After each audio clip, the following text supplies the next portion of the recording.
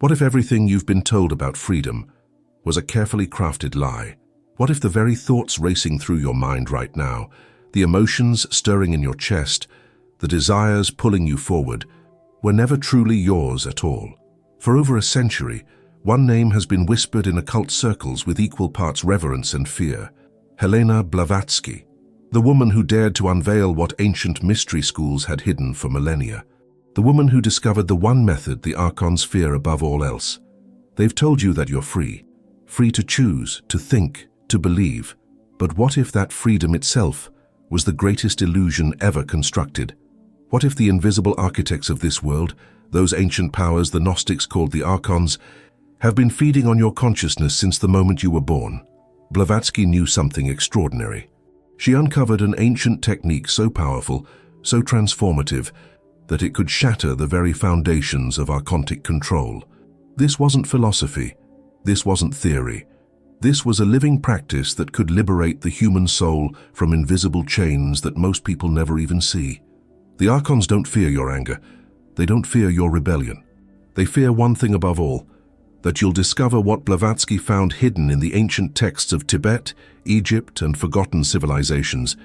A method so simple yet so profound that once you understand it, their power over you dissolves like morning mist in sunlight. This isn't another conspiracy theory. This is the conspiracy of consciousness itself.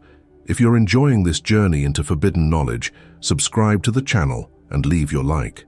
It helps tremendously in continuing to bring content like this that challenges the very fabric of reality. In 1831, a child was born in Ukraine who would shake the foundations of Western spirituality. Helena Petrovna Blavatsky wasn't just a mystic or a philosopher. She was a revolutionary of consciousness, a bridge between ancient wisdom and modern understanding. From her earliest years, she claimed to see beyond the material world, perceiving layers of reality that others couldn't access. But unlike the spiritualists and mediums of her time who spoke to the dead, Blavatsky was after something far more dangerous: the living truth about human consciousness and the forces that control it. Her journey reads like an epic adventure. She traveled to Egypt, India, Tibet, and across Europe, seeking out hidden masters, secret schools, and forbidden texts. She studied with Kabbalists in Cairo, Buddhist monks in Ceylon, and mysterious adepts in the mountains of Tibet. But she wasn't collecting stories or accumulating knowledge for its own sake. She was hunting for a pattern, a thread that connected all ancient teachings about human liberation. What she discovered would terrify the established religious and political orders of her time. In 1875, Blavatsky founded the Theosophical Society in New York, and shortly after, she published her groundbreaking work, Isis Unveiled. This wasn't a gentle, spiritual book filled with comforting platitudes. It was an explosive revelation that tore away the veil hiding humanity's true condition. She spoke of hierarchies of spiritual beings, of humanity's divine origin, and most controversially, of parasitic forces that feed on human consciousness, forces that ancient Gnostics had called the ARCHONS. The ARCHONS, according to Blavatsky's synthesis of ancient wisdom, weren't mythological demons or religious metaphors. They were real forces operating in dimensions of consciousness that most humans never perceive. They represented distorted emanations, cosmic errors that had become self-perpetuating patterns of control. These entities didn't rule through physical force. They ruled through illusion, through the manipulation of perception itself. They convinced humanity that the prison was paradise, that limitation was natural, that spiritual amnesia was normal. But here's what made Blavatsky's work truly revolutionary. She didn't just describe the problem, she revealed the solution. Hidden within her complex writings, scattered across thousands of pages, encoded in symbols and allegories, was a practical method. A technique that could break archontic influence not through ritual or belief, but through a transformation of consciousness itself. This method had been preserved in mystery schools for thousands of years, taught only to initiates who had proven themselves ready. The establishment tried to destroy her. They called her a fraud, a charlatan, a madwoman. Religious institutions denounced her. Scientific materialists mocked her. But they couldn't suppress what she had unleashed, the idea that human consciousness could transcend its programming, that the soul could remember its divine origin, and that this remembering was the ultimate act of liberation. Blavatsky's work was dangerous because it placed spiritual power back into individual hands. It suggested that no external authority, no priest, no institution could stand between you and direct knowledge of the divine. Her key insight was this: the archons maintain control through ignorance, not through strength. They create layers of false reality, distorted perceptions, and inverted truths that keep consciousness trapped in reactive patterns. But consciousness itself, when awakened to its true nature, possesses an inherent power that archontic forces cannot touch. This power isn't gained through practice or development. It's remembered. It's the recognition of what you've always been beneath the layers of conditioning and illusion. From which city in the United States are you watching? Or from which country in the world is this content reaching you? Leave it in the comments, I really want to know. To understand Blavatsky's method, we must first comprehend what we're actually facing. The archons don't exist in the way most people imagine evil or darkness. They're not hiding in shadows waiting to attack. They're woven into the very fabric of how you perceive reality. Think of them as distortion filters placed over consciousness itself, bending and warping your perception so subtly that you mistake the distortion for truth. In Gnostic cosmology, which Blavatsky studied intensely, the archons emerged when divine light first descended into matter. They represent the crystallization of error, the petrification of consciousness into rigid patterns. The Gnostic text, the hypostasis of the archons, describes them as rulers who did not know their limit, beings who mistook themselves for gods and sought to keep humanity imprisoned in ignorance. But here's the crucial insight that most people miss. The archons aren't separate from human consciousness, they operate through it. Every time you react without awareness, every time fear grips you unconsciously, every time you identify completely with a thought or emotion, you're feeding the archontic pattern. They don't need to control you directly. They've created a system that makes you control yourself. Through social conditioning, through collective beliefs, through the constant noise of media and distraction, they've built a prison where the inmates police themselves. The bars are made of attention. The locks are forged from habitual reaction. Blavatsky discovered this through her study of Eastern philosophy, particularly Buddhist and Hindu teachings about Maya, the illusion of separate existence. She realized that what the East called Maya and what the Gnostics called archontic deception were describing the same phenomenon, the misidentification of consciousness with its contents. You are not your thoughts, you are not your emotions, you are not even your sense of individual self. You are the awareness in which all of these arise, but the archons have convinced you otherwise. This is their first and greatest trick, making you believe you are the character in the story rather than the consciousness reading it. Once you identify completely with the role, with the personality, with the endless stream of mental and emotional content, you're caught. Because then every threat to that constructed identity feels like a threat to your very existence. Fear becomes automatic. Defense becomes constant. And in that state of perpetual reactivity, you generate the very energy that feeds archontic influence. Imagine a parasite that doesn't steal your food, but instead makes you crave poison. That's closer to how archontic forces operate. They don't drain your energy directly. They manipulate your consciousness into patterns that deplete you while generating emotional and mental turbulence. Anxiety, anger, despair, obsessive desire, these states create ripples in consciousness that archontic patterns feed upon, not because they're evil entities with malicious intent, but because that's simply what they are, self-perpetuating distortions that require reactive consciousness to sustain themselves. But Blavatsky found the crack in their armor. She discovered that the archons have one fatal weakness, one vulnerability they cannot overcome, and that weakness is remarkably simple. They cannot withstand direct observation. They exist only in unconsciousness, in the gaps of awareness where you're lost in identification. The moment you observe a pattern without identifying with it, the moment you witness a thought without believing you are that thought, the archontic influence begins to dissolve. This observation isn't passive. It's the most powerful force in consciousness. The ancient texts she studied spoke of the light that the archons cannot imitate. This wasn't mystical metaphor. It was precise phenomenological description of what happens when awareness turns back on itself, when consciousness becomes conscious of itself. In that moment of pure witnessing, something extraordinary occurs. If this is making sense to you, comment below with your thoughts and share this video. This knowledge needs to spread. Every spiritual tradition on earth, when you strip away the cultural clothing and religious dogma, points to the same essential truth. Within the human being exists something uncreated, something that predates the material world itself. The Gnostics called it the divine spark.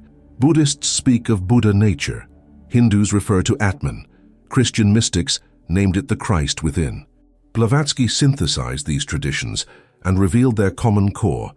Consciousness itself is the divine element, and it cannot be corrupted, controlled, or destroyed by any force in the material universe. This is radically different from most religious teachings. The archontic influence has infiltrated even spiritual traditions, twisting them into systems of external authority and control. You're told you need to be saved, redeemed, or purified by something outside yourself. You're taught that you're broken, sinful, or incomplete. These teachings serve the archontic pattern perfectly because they keep you looking outward, seeking, striving, never recognizing the completeness that's already present. Blavatsky's revolution was recognizing that spiritual development isn't about gaining something new. It's about removing the obscurations that hide what you've always been. Imagine a lamp covered with layers of dust and grime. The light within never diminished. It was simply hidden. The ARCHONS didn't steal your power. They convinced you that you never had it. They piled layers of false identity, limiting beliefs, and reactive patterns over your consciousness until you forgot the radiance at your core. This changes everything about spiritual practice. You're not trying to become enlightened. You're recognizing the awareness that's already fully awake. You're not fighting darkness. You're noticing that darkness is simply the absence of your attention. When you truly grasp this, when it moves from intellectual concept to lived reality, the entire game changes. The ARCHONS lose their grip because their grip was always based on a lie. The lie that you are weak, limited, and separate from the source of all power. Consider your own experience right now. You're reading these words, but what is it that's reading? Is it your thoughts? No, because you can observe your thoughts. Is it your emotions? No, because you can feel emotions come and go. Is it your body? No, because you're aware of bodily sensations. There's something prior to all of these, something that witnesses all content without being any of it. That witnessing presence is what you truly are. It's indestructible, eternal, and free. It always has been. The ARCHONS create endless distractions to keep you from noticing this simple fact. They flood consciousness with content, problems to solve, desires to fulfill, fears to manage, identities to maintain. The content itself isn't the issue. The issue is complete identification with it, the forgetting of the witnessing presence. Blavatsky's method brings you back to this presence again and again until the recognition stabilizes, until you can no longer be fooled by the archontic illusion because you've seen through it completely. There comes a moment in every awakening when the illusion cracks. Not gradually, not through years of practice, but suddenly. Like a gestalt shift, where you suddenly see the hidden image in an optical illusion. Consciousness suddenly recognizes itself. Blavatsky called this moment the turning of the key. The Buddhists call it stream entry. The Gnostics called it receiving the light. Whatever name it goes by, it's the instant when you realize beyond all doubt that you are not who you thought you were. This realization is both liberating and terrifying. Liberating because you suddenly feel the weight of false identity falling away. Terrifying because it reveals how deeply you've been asleep, how much of your life has been lived in reactive unconsciousness, how thoroughly the archontic illusion had convinced you that the prison was home. It's the red pill moment, the point of no return. Once you see it, you can never fully go back to sleep, though the ARCHONS will certainly try to lull you back into comfortable unconsciousness. The contrast becomes stark. On one side, the world of endless seeking, perpetual dissatisfaction, reactive emotion, and mental turbulence. The archontic realm where you're always trying to get somewhere, become someone, fix something, prove something. It's exhausting because it's fundamentally built on lack, on the lie that you're incomplete. On the other side, the recognition of wholeness, of already being what you've been seeking, of consciousness that needs nothing, fears nothing, because it is everything. Blavatsky experienced this turning point during her time in Tibet. After years of seeking, studying, and striving, she encountered a master who asked her one simple question: who is seeking? That question shattered her conceptual framework. The seeker itself was part of the illusion. The one trying to become enlightened was the very obstacle to enlightenment. In that moment of confusion, when her mind couldn't formulate an answer, awareness revealed itself. The witness that had been present all along, obscured by the endless activity of seeking. This is the punchline that the Archons hide at all costs. You're already free. You've always been free. The search for freedom is what maintains bondage. The Archons don't imprison you with external chains. They convince you to imprison yourself through the belief that you need to escape. They set you on endless spiritual journeys, collecting practices and accumulating knowledge, always moving towards some future liberation that's actually present right now. When this recognition dawns, something alchemical happens. The energy that was powering the archontic pattern suddenly becomes available for consciousness itself. The fear that was keeping you controlled transforms into presence. The desire that was pulling you into distraction becomes the fuel for awareness. Every negative emotion, every challenging circumstance, every moment of suffering reveals itself as an invitation to remember what you are. The Archons cannot survive this recognition, not because you've defeated them, but because you've seen through them. A mirage doesn't need to be destroyed, it simply dissolves when you recognize it for what it is. The same is true for archontic influence. The moment you stop feeding it with unconscious reaction, with identification, with belief in its reality, it loses all power. If you're ready for this awakening, subscribe to the channel now so you don't miss the next chapters of this journey. This knowledge could change everything. Now we arrive at the core, the actual method that Blavatsky encoded in her teachings, the practice the Archons fear most because it requires nothing they can corrupt. Simple, unwavering awareness. Not awareness of something, but awareness itself. The practice is almost offensively simple, which is precisely why it's been overlooked for so long. In our culture addicted to complexity, to techniques and systems and sophisticated practices, the truth hides in plain sight. The method has 3 movements, though they're not really separate. First, observation without judgment. When a thought arises, you don't believe it or reject it, you simply note it. Ah, a thought about fear. Ah, a memory arising. Ah, a desire moving through. You become the scientist of your own consciousness, neutrally observing phenomena without getting swept away by them. This sounds easy. It's not. The Archons have trained you to react instantly, to identify immediately, to be swept away by every wave of mental and emotional content. The second movement, tracing consciousness back to its source. When you observe a thought, you ask, what is it that's observing? You turn awareness back on itself. The Zen masters called this the backward step. Blavatsky described it as withdrawing into the silence. You're not trying to quiet the mind. You're recognizing the silence that already contains the mind. This is crucial. You're not in a battle with thought. You're discovering the space in which thought appears. The third movement, resting as that awareness. Not using awareness as a tool to change your experience, but recognizing awareness as what you are. This is where most seekers get stuck. They use presence as a technique to feel better, to have spiritual experiences, to escape discomfort. The Archons love this because it keeps you seeking, keeps you looking for something other than what is. The liberation Blavatsky pointed to isn't a special state you achieve. It's what remains when you stop trying to achieve anything. Imagine you're watching a movie and suddenly you realize you're not the character on screen. You're the screen itself. The dramas play out, the emotions flow, the stories unfold, but none of it touches what you truly are. The screen is never damaged by the film. The witness is never corrupted by the witnessed.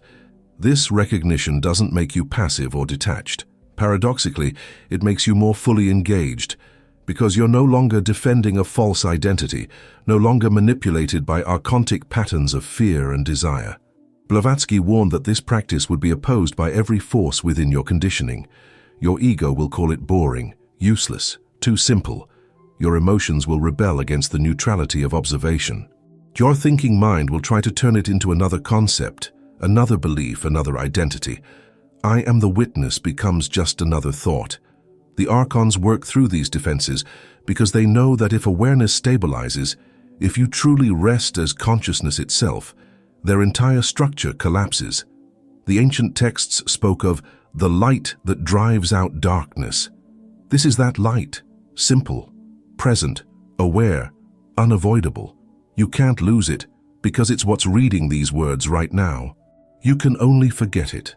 And the moment you remember, like this video right now, it helps spread this message that the world desperately needs to hear.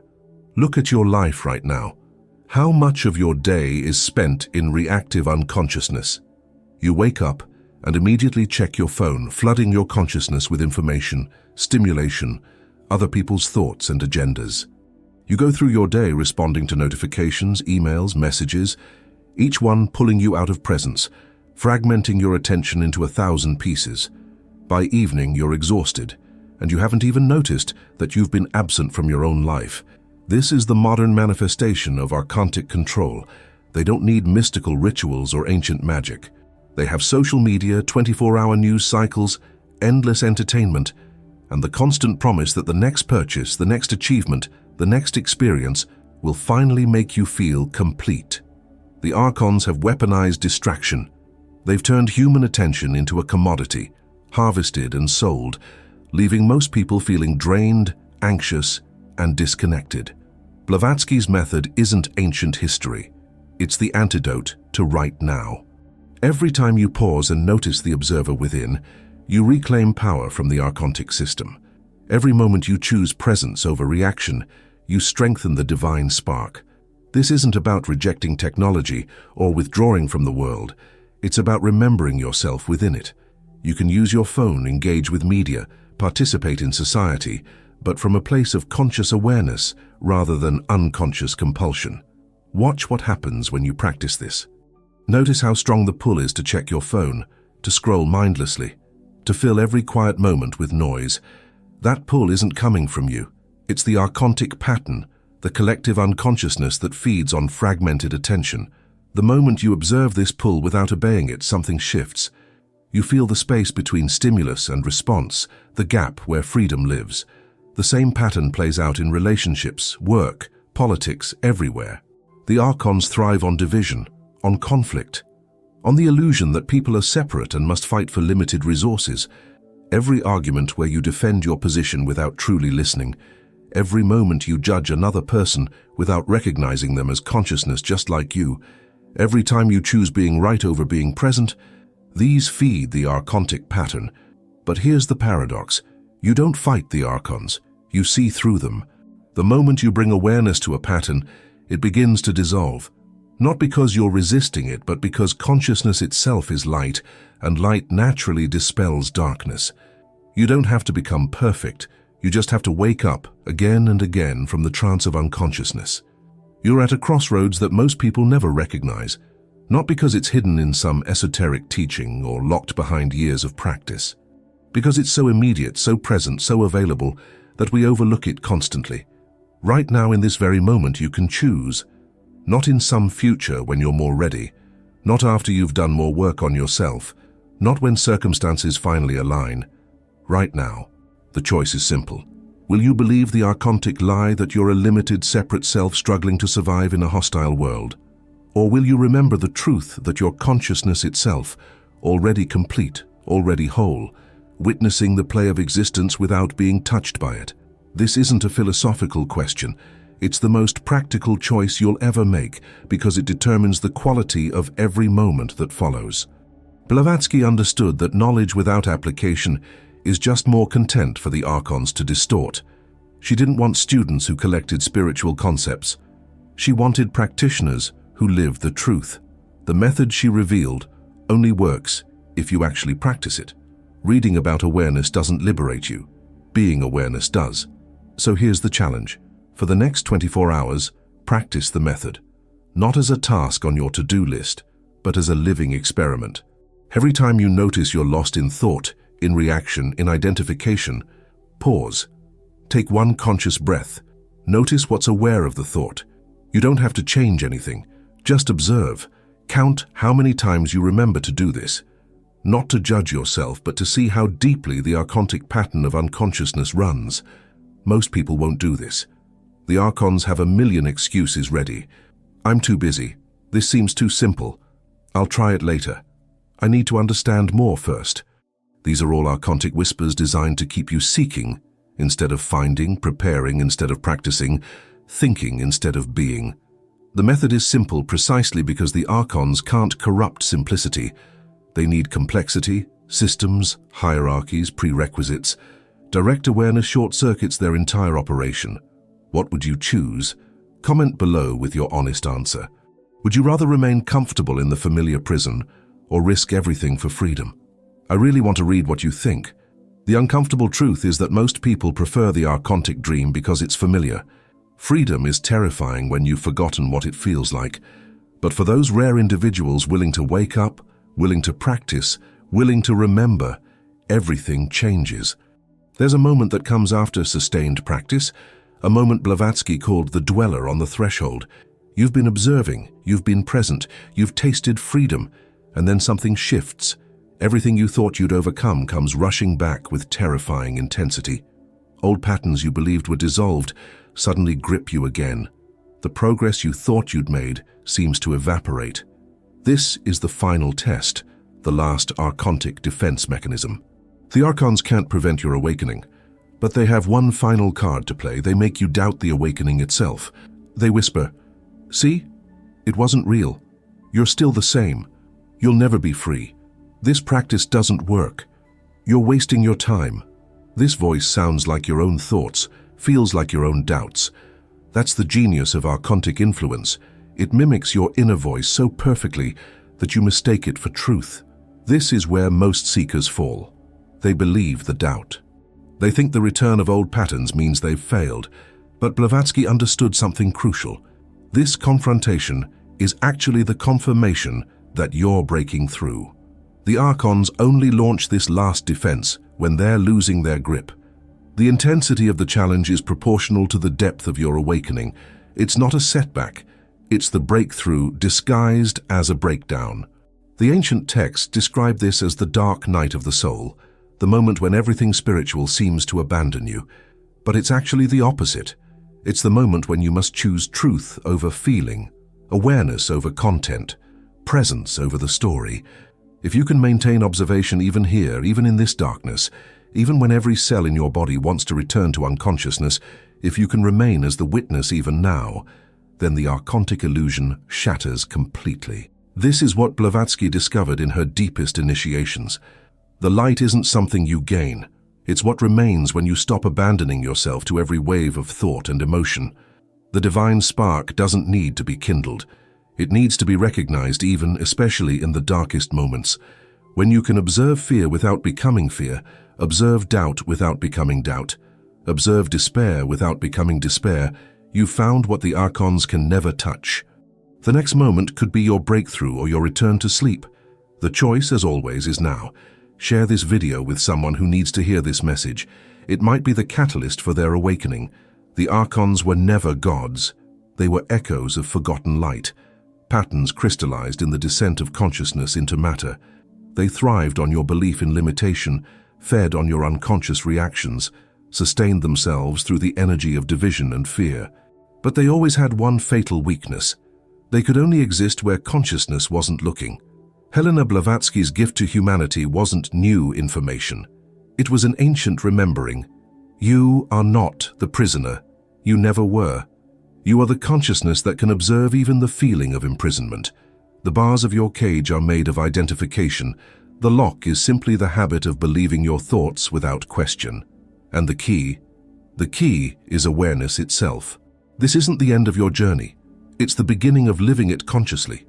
You'll still have thoughts, emotions, challenges, and experiences. But now you know the secret. None of it can touch what you truly are. You are the space in which all experience arises. You are the light that makes all perception possible. You are the divine spark that the Archons could never extinguish because it's prior to their existence. Every time you remember this, the collective dream weakens. Every moment of conscious awareness adds light to the whole. This is the revolution Blavatsky initiated, not a war against darkness, but a remembering of light. The archons don't need to be destroyed. They simply dissolve when consciousness stops feeding them. If you've made it this far, subscribe to the channel, leave your like and comment below what resonated most with you in this journey. Your awakening ripples out into the world, helping others remember. The method is simple. The practice is moment by moment. The freedom is now. You are consciousness itself, reading these words, witnessing this moment, eternally free. Welcome home.